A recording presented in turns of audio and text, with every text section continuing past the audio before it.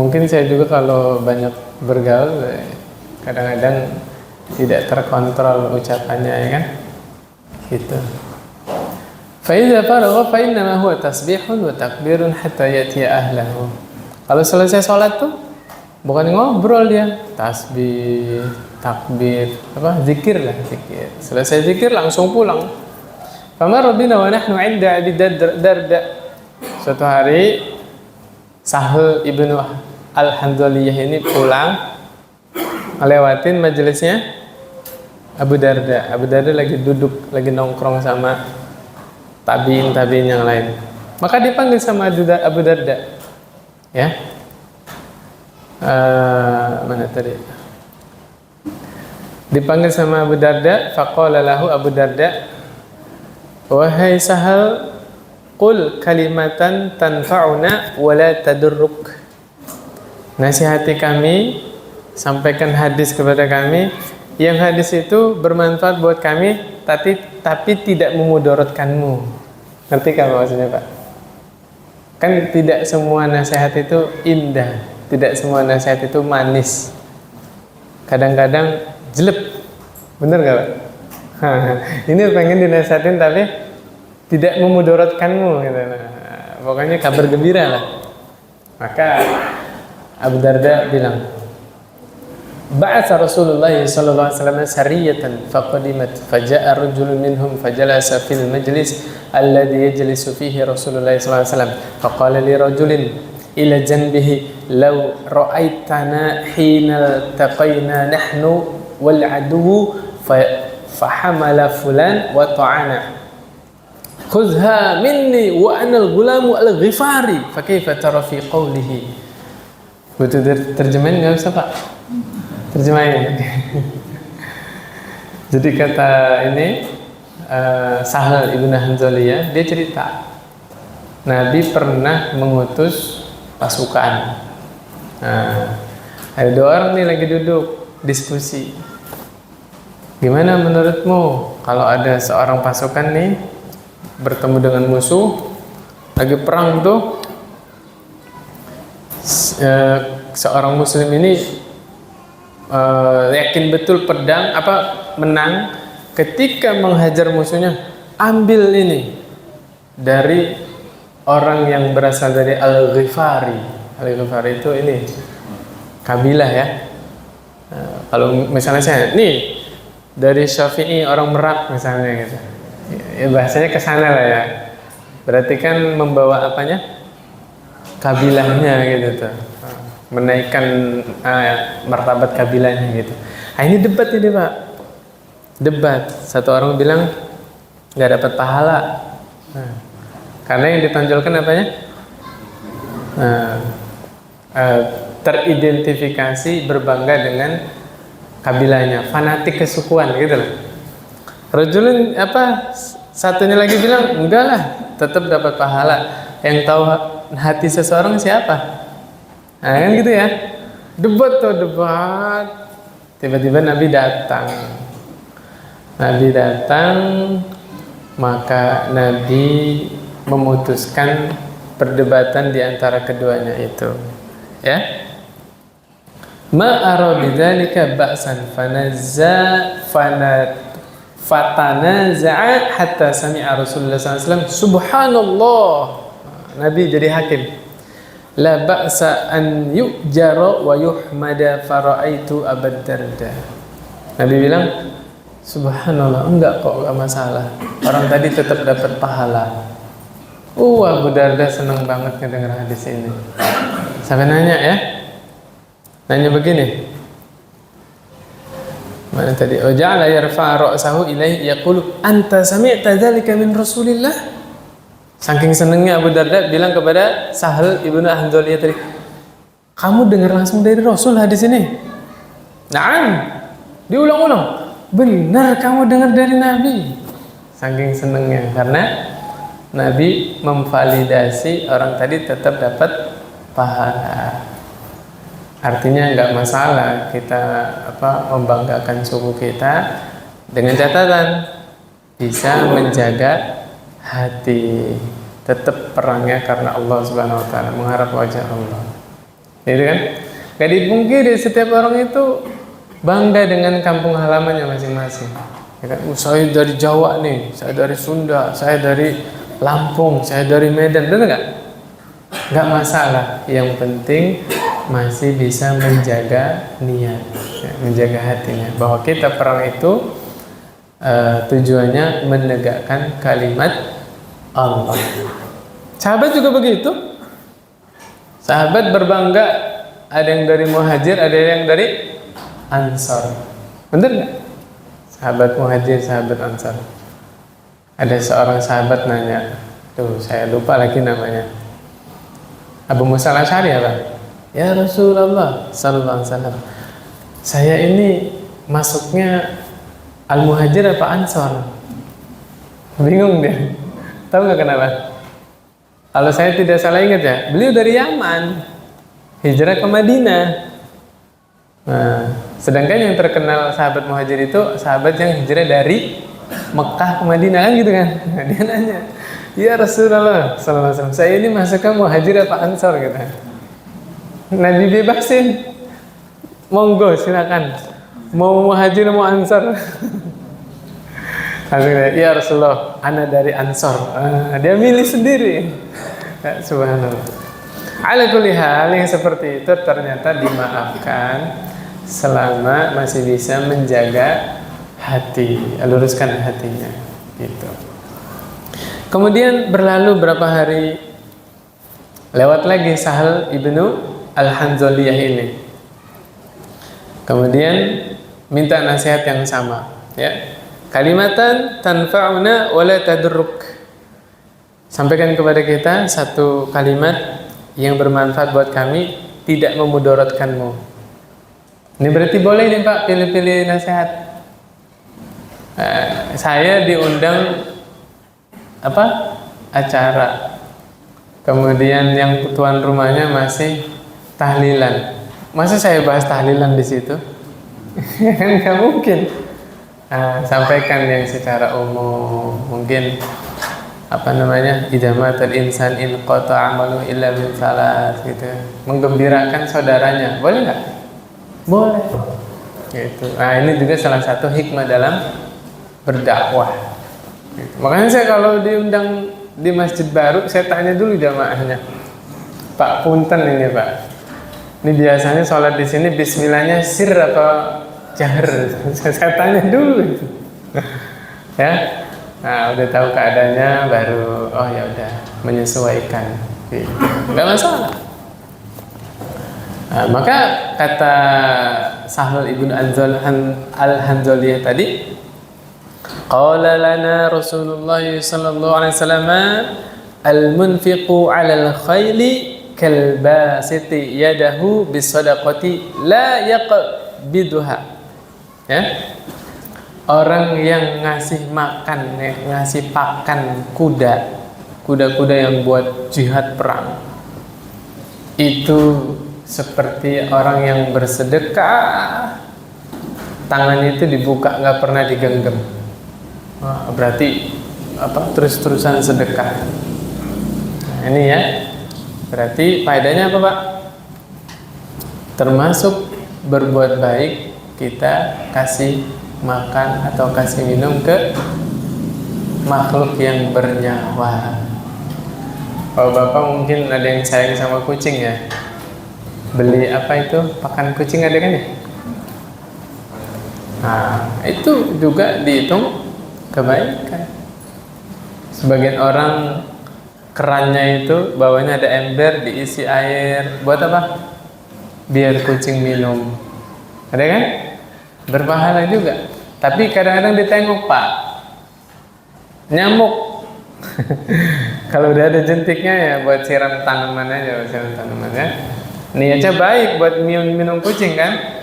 Tapi kadang-kadang kita agak ceroboh, buat sarang nyamuk, jentik nyamuk banyak. Nah, itu juga jangan sampai kita memudaratkan orang lain. Gara-gara ember kita nggak ditengok, nyamuk berkembang biak, tetangga kita yang rumahnya nggak ada saringan ya, nah, nyamuknya masuk. Nah, itu hati-hati, perlu diperhatikan itu juga. Kemudian berlalu berapa hari yang lain ya,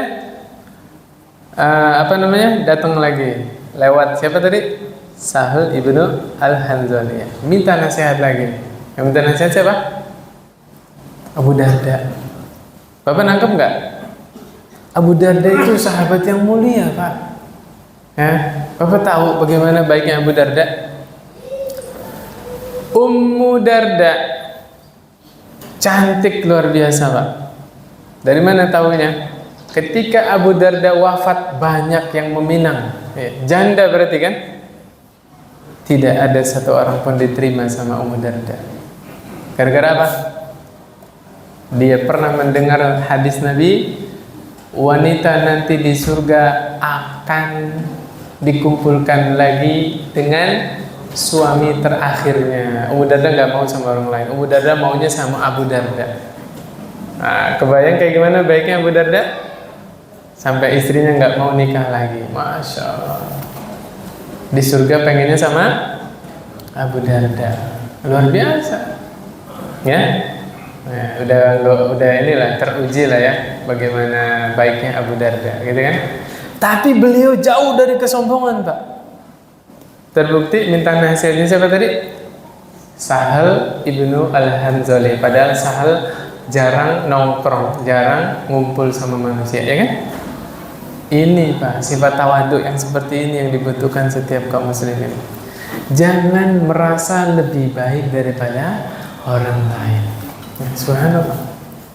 Minta nasihat lagi, dinasihatin. Nasihat yang ketiga, ya. Ni'mar rajul Khuraim al-Asadi. Sebaik-baik seseorang, ya, orang yang paling baik adalah Khuraim al-Asadi. Laula tula hummatihi wa isbalu izarihi. Seandainya Khuraim rambutnya enggak panjang, sarungnya enggak isbal. Ini nasihatnya nih. Jadi ini sebenarnya pujian dari Nabi untuk Khuraim. Khuraim ini orangnya baik. Kekurangannya apa dong Pak tadi? Rambutnya gondrong, sarungnya isbal. Yang lain-lain akhlaknya baik semua. Oke? Makanya Nabi bilang apa tadi?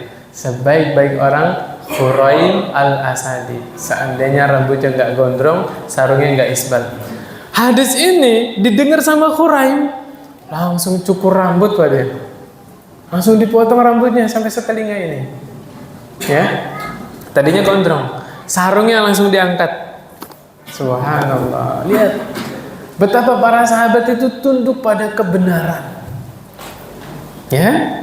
Tinggal dikit lagi nih, sarungnya naikin dikit, rambutnya cukur dikit, jadi orang terbaik. Iya enggak?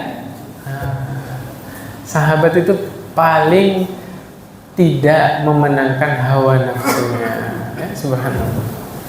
Ya dicukur ininya, rambutnya dipendekin segini setelinga. Terus sarungnya dinaikin. Lalu sudah habis bahasan kita ya. Antara pertengahan betis atau sampai mata kaki. Asalkan jangan di bawah mata kaki aja. Nutup mata kaki masih boleh.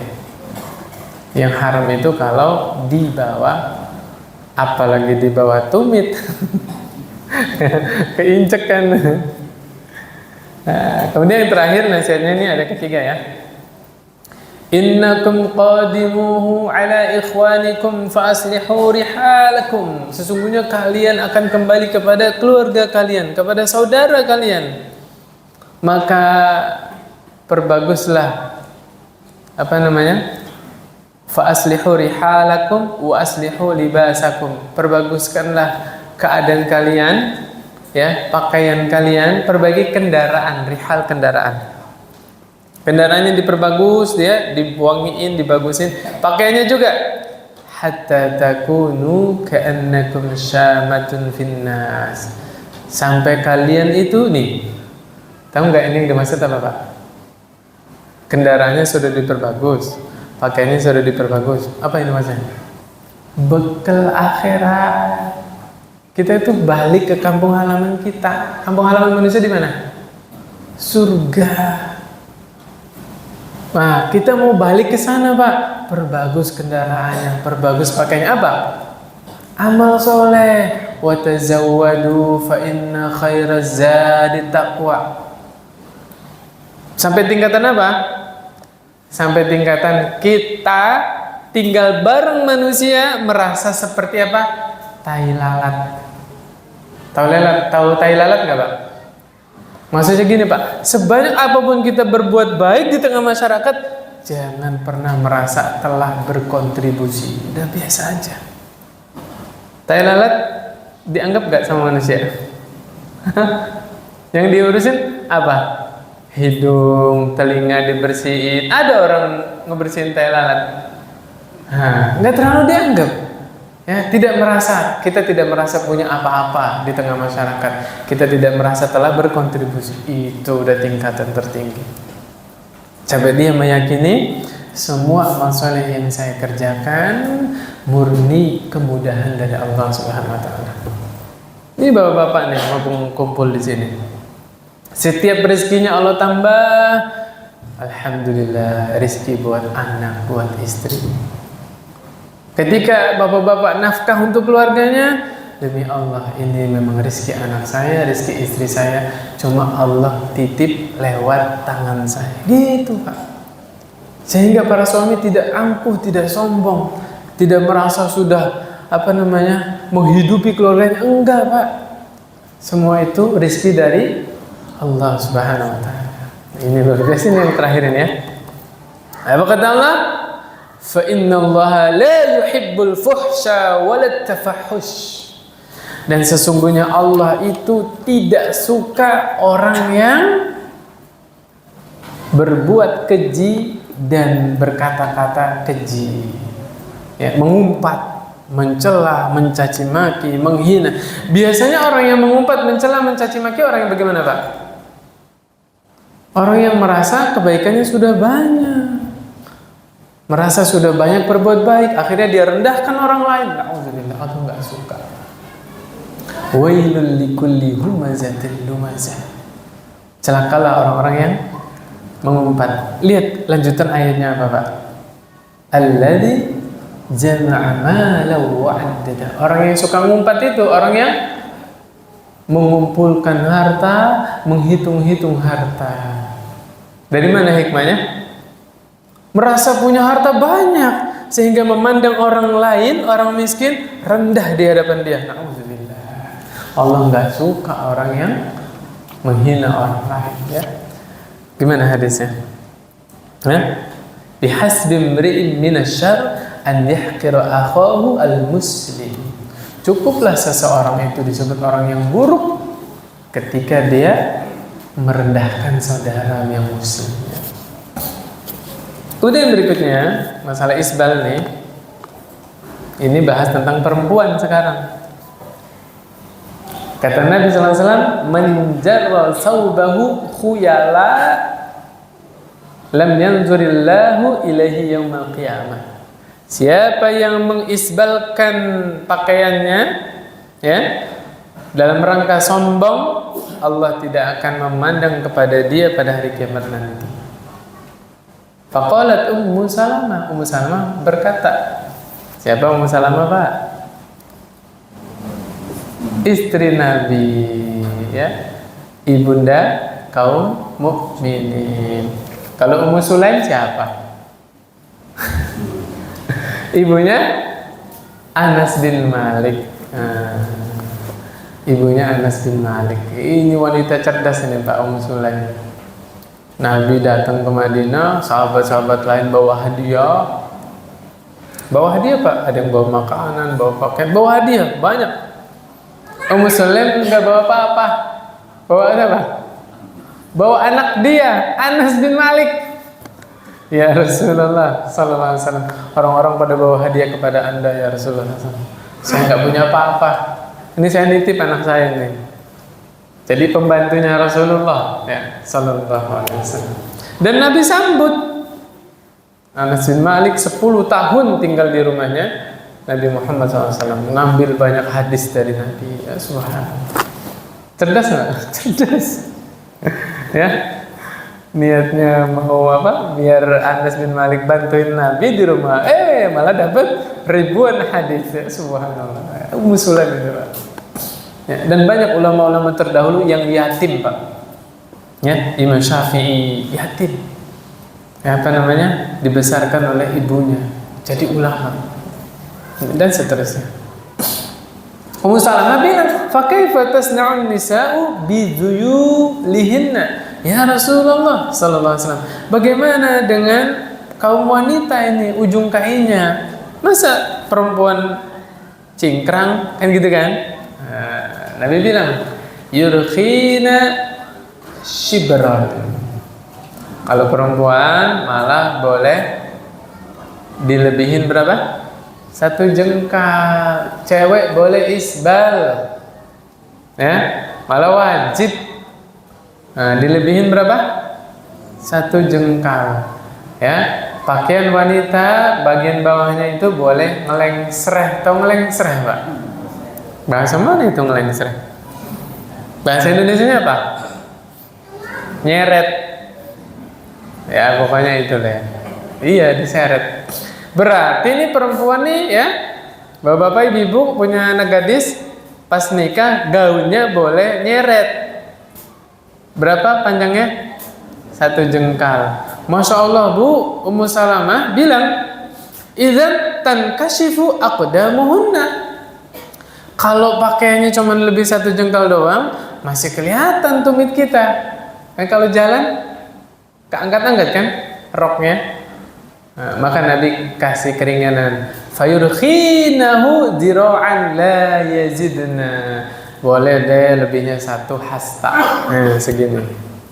1 hasta. Jangan lebih dari 1 hasta. Saya ulangi ya kesimpulannya ya. Untuk perempuan, kenapa saya bilang begini? Kan tangan saya pendek, Pak. 1 hastanya orang Arab.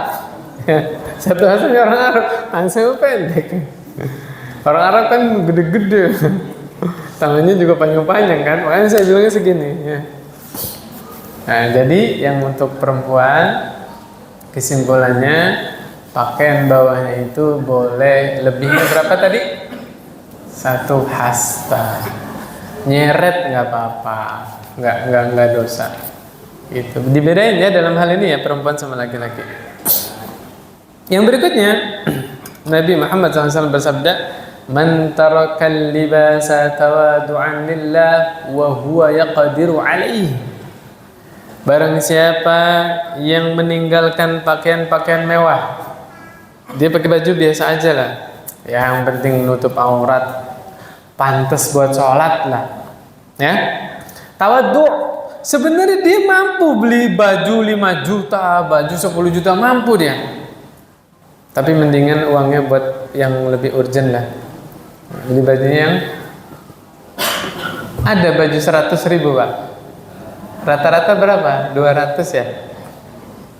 Dia belinya yang biasa 150, yang 200, yang biasa lah. 500 masih biasa lah. Ya. Lillahi ta'ala. Dia ingin apa namanya? Nggak mau sombong lah. Beli baju biasa aja gitu loh. Apa ganjarannya? Da'ahullahu yaumal qiyamati ala ru'usil khalaiq. Orang yang tawadhu tadi nih, nggak mau sombong dengan pakaiannya, nanti di hari kiamat Allah panggil di depan manusia banyak. Hatta yukhayyirahu min ayyi hulal iman sya'a yalbasuha. Dipanggil di depan orang banyak, Allah suruh pilih dia, nih, pakaian keimanan. Pilih, terserah kamu, ambil yang mana aja. Nah, ini penghargaan dari Allah, Pak. Allah muliakan orang ini di hadapan orang banyak. Ya. Jadi, udahlah, kita nggak usah ngerendahin orang lain lah. Saya pernah tuh, astagfirullah. Ini cerita aja, Pak ya. Jadi saya pernah ya kan ngajar pakai baju seragam gitu kan ya. Sampai sholat maghrib, sholat isya masih pakai seragam yang tadi pagi, Pak. Ini termasuk ini seragam tadi pagi. Ya mungkin yang lihat YouTube, kok ini Bapak Imam bajunya itu aja, seragam ini. Nah ini bukan berarti saya nggak punya baju lain, Pak, punya. Banyak baju saya di rumah. Qadarullah, ya saya belum bisa bantu nyuci baju istri saya, minimal hemat lah dari pagi sampai sore gitu. Ini takutnya ada yang curiga kan, lihat YouTube bajunya itu aja, seragam ngajar ya. Ada tuh yang apa habis sholat isya, ya mungkin dia bercanda sama saya gitu, Ustaz belum mandi gitu, bercanda gitu kan. Ya saya jawab biasa aja. Innallaha la yanzuru ila suwarikum wa ajsamikum.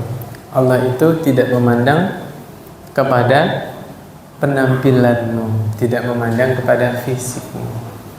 Walakin yanzuru ila qulubikum wa a'malikum. Allah itu memandang kepada hati kalian dan amal kalian. Gitu Pak, ya. Nah, Masya Allah. Agak susah ya. Yang kita bermuamalah sama manusia, ya kan?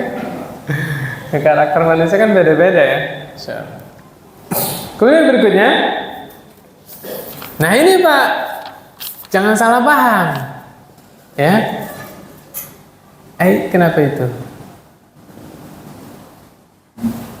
Ada anak kecil ya. Ya, jangan salah paham. Kita nggak beli baju bagus bukan berarti bajunya itu aja, ya. Apa namanya? 5 hari bajunya nggak ganti-ganti, itu enggak. Apa kata Rasulullah SAW? Innallaha yuhibbu an yura atharu ni'matihi. Sesungguhnya Allah itu senang, ya, senang nikmat yang Allah berikan kepada hambanya itu ada bekasnya. Maksudnya ada bekasnya apa? Dilihat sama orang lain. Paham nggak maksud saya Pak? Nggak masalah Bapak terlihat tampan, terlihat terawat. Kenapa?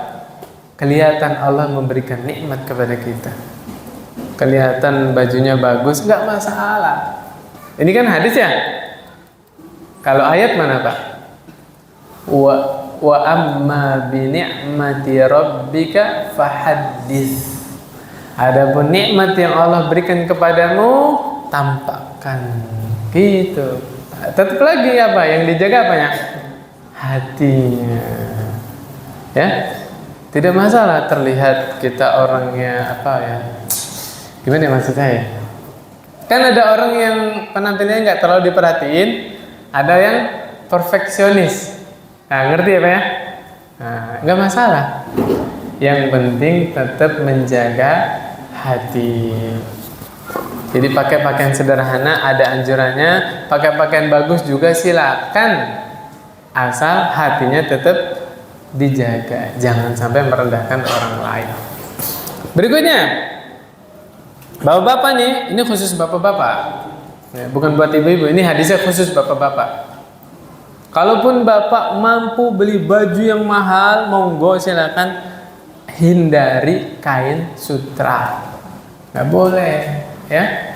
Kata Nabi SAW, la talbasul harir, jangan kalian pakai pakaian yang terbuat dari sutra, nggak boleh.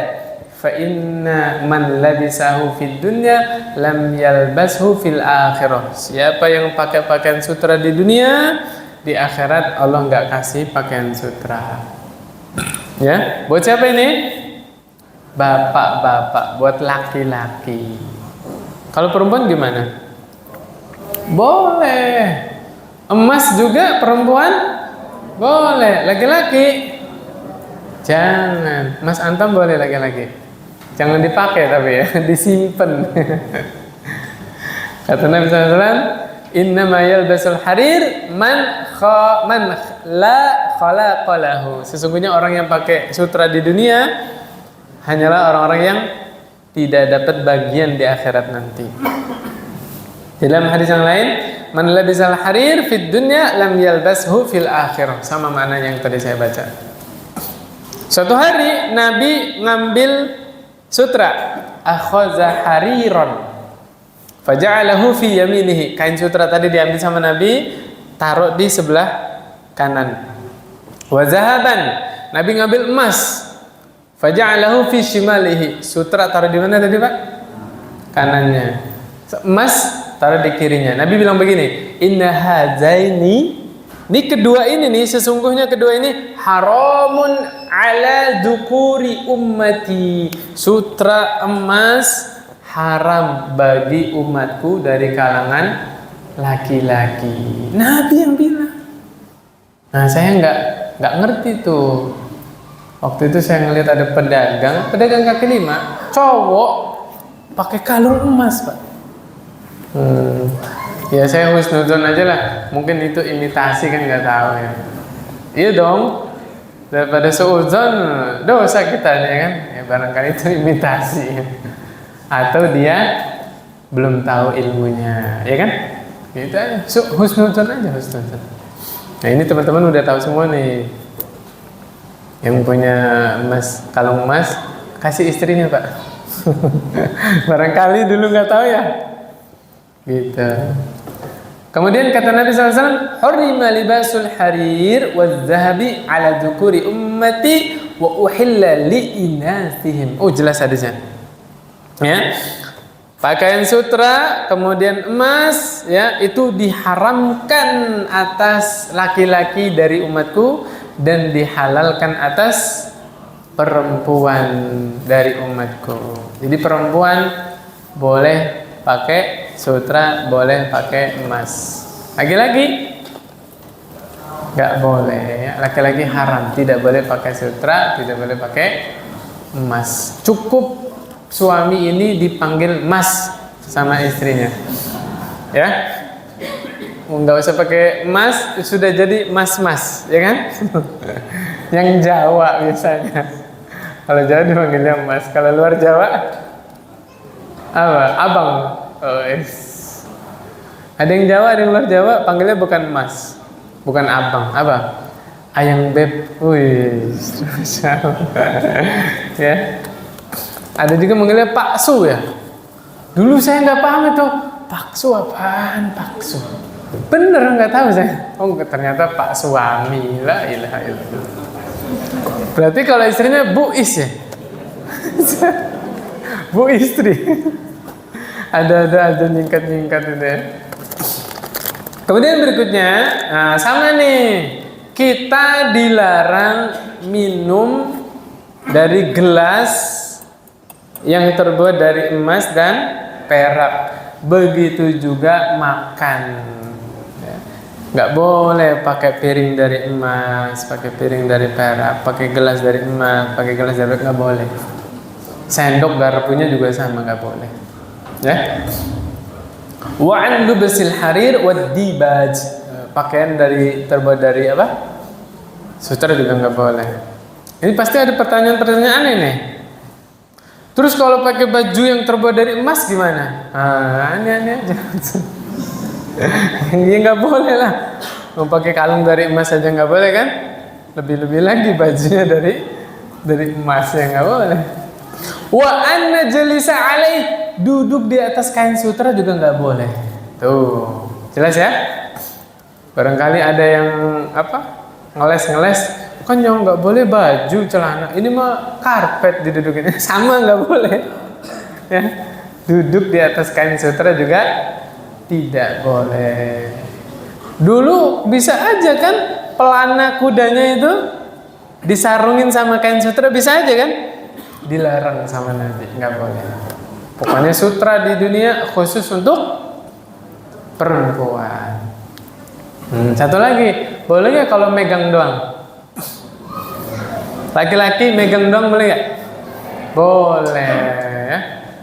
Suatu hari Nabi pernah bawa kain sutra ya, pernah dikasih kain sutra sama sahabat. Sahabat yang lain ikut-ikutan nyentuh. Sahabat kayak kita juga ya, penasaran. Ada sesuatu yang apa itu penasaran, ikut-ikut megang, bener ya? Para sahabat megang tuh, takjub Pak. Kain sutra itu kuat, terus lembut kainnya itu, masya Allah, bagus gitu tuh. Nabi ngelihat wajah sahabat itu terkagum-kagum, ya, terheran-heran dengan kain yang begitu indah, yang begitu kuat. Maka Nabi bilang, "Ata'jabuna min hadza?" Kalian kagum, takjub dengan kain ini? Na'am. Para sahabat kompak, iya ya Rasulullah, kita kagum, bagus banget ini kainnya.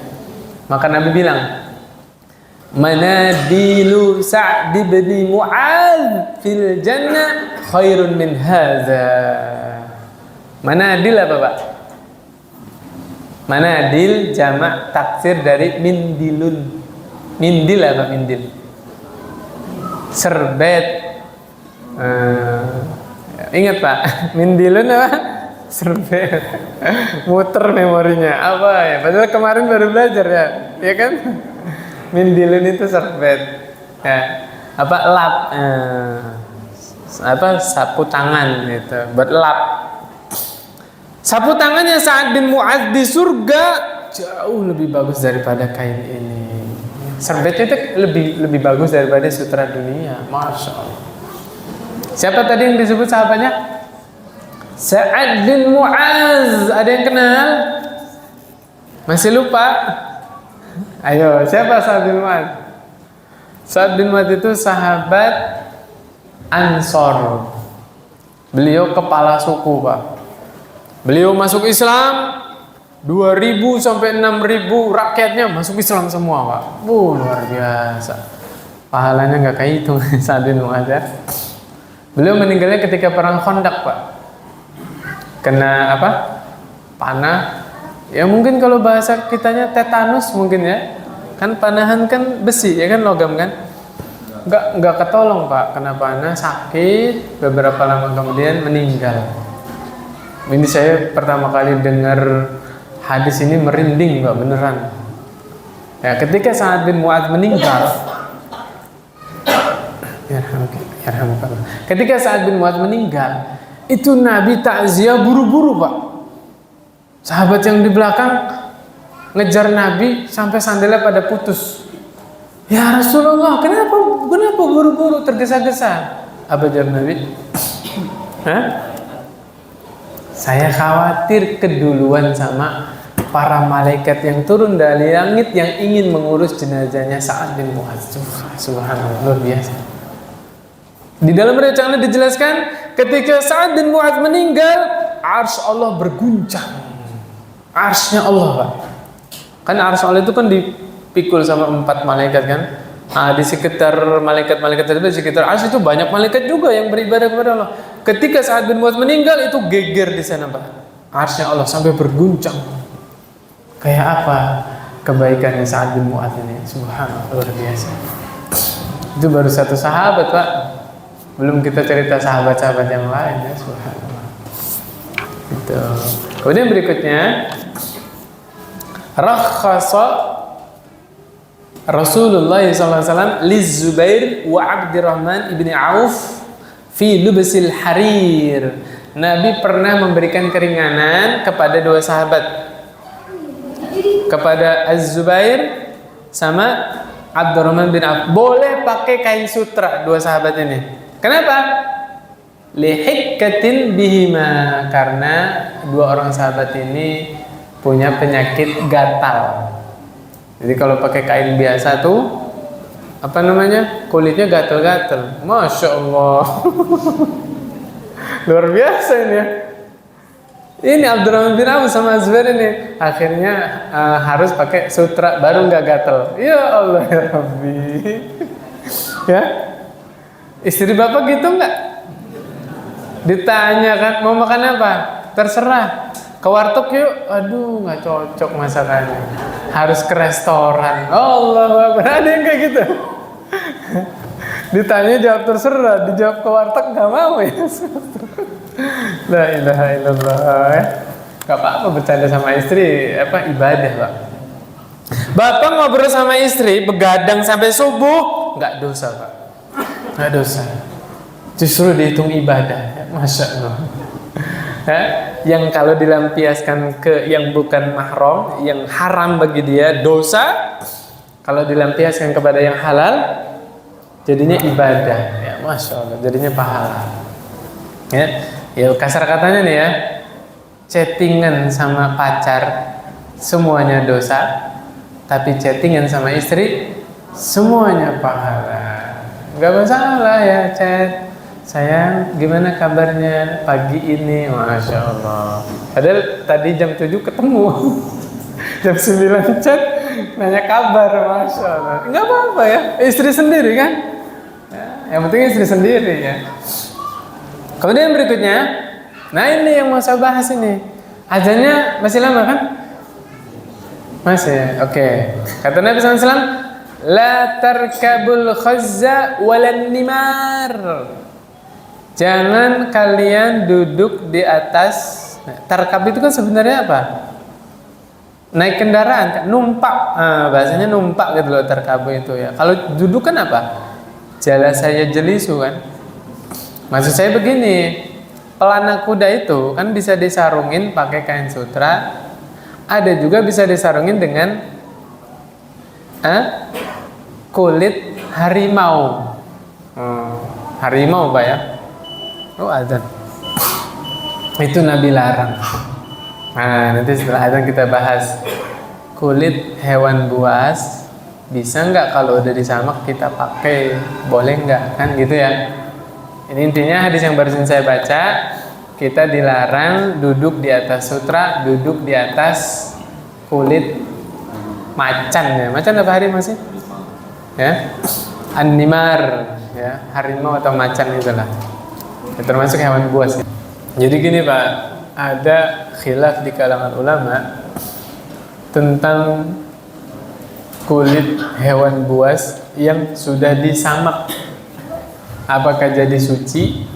Boleh kita manfaatkan buat karpet, buat duduk itulah, buat tidur dan yang lain-lain. Nanti sumber khilafnya para ulama tersebut adalah hadis yang umum. Ya kalau saya nggak salah ingat hadisnya begini Pak. Kullu ihabin dzubigha faqad tahura. Kama sallallahu. Setiap kulit binatang yang disamak maka dia telah suci. Kullu ihabin, di situ nakiro, ya nggak ada alif lamnya kan nakiro. Nanti ada yang mengambil istinbat karena itu nakiro maka dimasukkan semua kulit. Paham sampai sini Pak?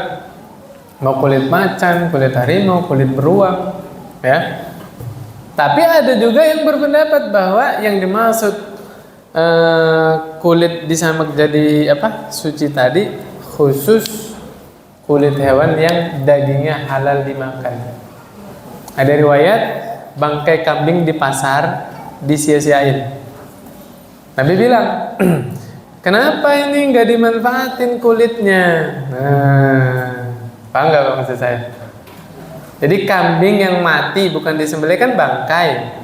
Nabi mengarahkan bahwa kulitnya masih bisa dimanfaatkan. Gitu, jelas? Nah, jadi dagingnya memang haram, nggak boleh dimakan, tapi kulitnya masih bisa dimanfaatkan, yaitu disamak. Disamak itu diapain sih? Dikeringin, dijemur kering, ya, biar nggak bau. Biasanya tambahin apa? Garam, pakai daun salam atau apalah. Pokoknya dikeringkan jadi apa? Nggak jadi bangkai lagi. Kan kalau kulit lama-lama apa lembab, basah lama-lama bangkai kan, bau kan? Nah itu dikeringkan. Nah kita ketemu ini. Yang pertama tadi apa Pak? Nabi melarang kita duduk di atas kulit harimau. Harimau itu hewan buas bukan? Dagingnya halal dimakan nggak? Nggak boleh dimakan, ya kan? Ada lagi hadis yang lain. Anna Rasulullah sallallahu alaihi wasallam naha an juludis siba'. Nabi SAW melarang kita ya memakai kulit binatang buas. Nah, kalau mau ambil pendapat yang hati-hati, maka kita tidak boleh memanfaatkan kulit hewan buas. Nah ini nanti masuk ke pembahasan kulit buaya waktu itu yang saya bahas, masih ingat? Nah, Bapak ini ngambil pendapat daging buaya halal atau haram? Halal tuh Bu. Bapak beliin tas buaya, kata ibunya halal dagingnya. Karena kaitannya kalau daging buaya haram, kulitnya najis Pak, ya kan? Kalau buaya dimasukkan kategori hewan buas, dagingnya haram, kulitnya najis. Jual beli barang najis sah nggak? Nggak sah, nggak boleh berarti jual tas buaya, sabuk buaya, apa lagi? Emang buaya pakai sabuk? Enggak, maksudnya sabuk terbuat dari kulit buaya. Tapi kalau kita ngambil pendapat daging buaya halal karena buaya dikategorikan hewan air, nah akhirnya dapat kesimpulan kulit buaya suci. Jual beli barang suci sah gitu. Jelas Pak ya? Dagingnya halal Pak. Kalau nggak salah dekat Medan sana ada penangkaran buaya, ada restorannya juga jual stik buaya. Makanlah buaya sebelum Anda dimakan. Ya, yang udah jadi stik. Mau makan buaya ke penangkarannya langsung. Astagfirullah. Gitu Pak ya. Ada Pak ulama yang menghalalkan daging buaya. Lagi-lagi ini kan masalah fikih ya. Kita harus berlapang dada. Hormati. Kita menganggap daging buaya halal, kita juga menghormati yang haram. Enggak dipaksa. Bapak nggak mau makan stik buaya, bisa makan stik kentang. Ya kan? Jelas halal ya kan? Iya, nggak apa-apa ya, nggak dipaksa. Sampai sini jelas Pak ya? Oke. Kemudian yang terakhir, ini pembahasan terakhir ini. Apa namanya? Fikih berpakaian. Ada berpakaian. Besok kita bahas tentang adab tidur. Nah, mudah-mudahan di kajian nggak tidur ya. Bahasanya tentang adab tidur. Ada itu pertanyaan di majelis sana ya. Ustadz, kalau kita tidur di kajian baca bismika Allahumma enggak? Ya Allah, niat banget. Ada itu. Allah karim. Yang terakhir ya, yaitu doa pakai pakaian. Nabi kalau pakai baju pakai baju baru ya, pakai pakaian pokoknya, pakai sorban, pakai gamis, pakai selendang ya. Biasa orang-orang Arab dulu itu bawa kain gitu ya, bisa buat lap, buat apa lah ya. Terus di sana juga kan panas ya. Ya di Mekah itu, Madinah juga kalau lagi musim panas, bisa buat nutup wajahnya. Jalan di tengah padang pasir gitu kan. Jadi biasa orang sana bawa kain. Itu baca doa. Allahumma lakal hamdu anta kasautanihi as'aluka khairahu wa khaira ma suni'a lahu wa a'udzubika min syarrihi wa syarri ma suni'a lahu. Ingat apa Pak? Ingat baru nikah ya?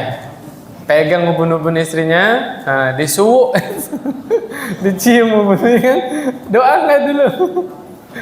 Pengantin baru kan ya, ya Allah aku memohon kebaikan yang ada pada dirinya. Masya Allah ya, subhanallah. Sama pakai baju baru juga ada doanya tadi ya.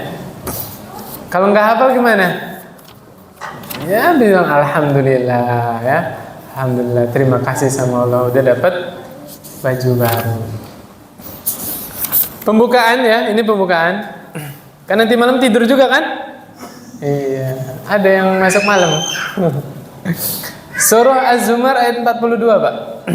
Nah, ini mukadimahnya adab tidurnya. Apa kata Allah? Allahu yatawaffal anfusa hina mautiha wallati lam tamut fi manamiha. Allah menggenggam jiwa orang-orang yang sudah meninggal. Orang yang mati jiwanya di mana? Digenggam sama Allah. Wallati lam tamut, dan orang-orang yang belum mati jiwanya juga digenggam sama Allah. Fi manamiha, ketika dia tidur. Ya Allah, tanpa kita sadari Pak. Setiap malam kita tidur, jiwa kita di mana? Digenggam oleh Allah. Fayumsikul lati qada 'alaiha al-maut. Ada sebagian orang yang jiwanya digenggam sama Allah, Allah tahan, tidak Allah kembalikan. Makanya doa tidur apa Pak? Bismika Allahumma amutu ahya.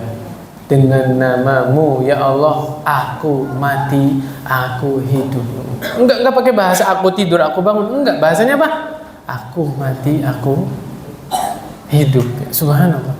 Wa yursilul ukhra ila ajalin musamma, dan kebanyakan orang rohnya Allah kembalikan lagi karena belum waktunya meninggal, ya, belum waktunya mati, Allah kembalikan lagi. Makanya doa bangun tidur apa? Alhamdulillahilladzi ahyana ba'dama amatana wa ilaihi nusyur. Apa artinya? Segala puji bagi Allah yang telah menghidupkan kami setelah mematikan kami. Makanya ada hadis di surga itu bapak-bapak, ibu-ibu enggak tidur. Di surga enggak tidur, ada hadisnya. Kenapa? Tidur itu saudaranya mati. Dan manusia kalau di dunia tidur gara-gara apa? Capek, ngantuk. Di surga nggak ada capek ya Pak. Bersenang-senang selamanya, nggak ada capek di surga ya. Nah, nanti kita lanjutin pekan depan ya. Subhanakallahumma bihamdik asyhadu an la ilaha illa anta astaghfiruka wa atubu ilaik. Assalamualaikum warahmatullahi wabarakatuh.